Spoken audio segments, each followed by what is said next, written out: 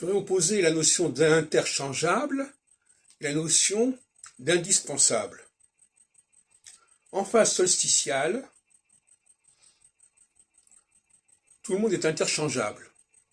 En phase équinoxiale, il y a des gens qui sont indispensables. Je crois que c'est la question que je peux se poser de cette façon. Interchangeable, ça veut dire que tout le monde se vaut. Indispensable, ça veut dire qu'il y a des gens qui sont particulièrement précieux, particulièrement vitaux pour une société. Il est évident que la phase équinoxiale est celle où on va chercher l'homme providentiel, le sauveur, et la phase solsticiale, celle où l'on va créer l'Église. J'emploie littéralement, explicitement et délibérément une formulation propre à l'Évangile, puisque à un moment donné, Jésus dit dans l'Évangile, je vais construire mon Église, et mon Église c'est un rassemblement, c'est pas des individus en particulier.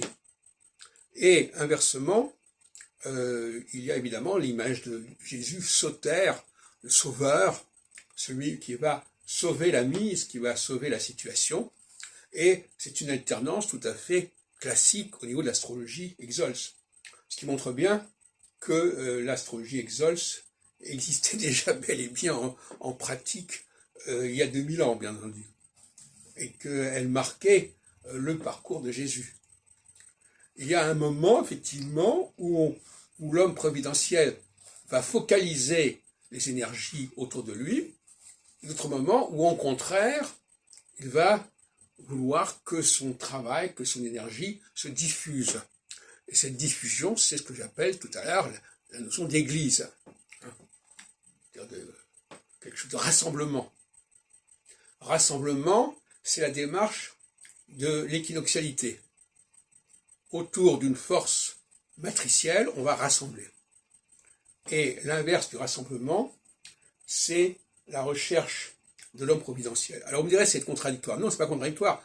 L'un est nécessaire à l'autre. Il faut d'abord qu'il y ait un personnage central, et après, ce personnage central va diffuser son énergie. Par exemple, quand on élit un président public, et quand on nomme un premier ministre, le premier ministre va nommer un certain nombre de personnages dans les différents ministères.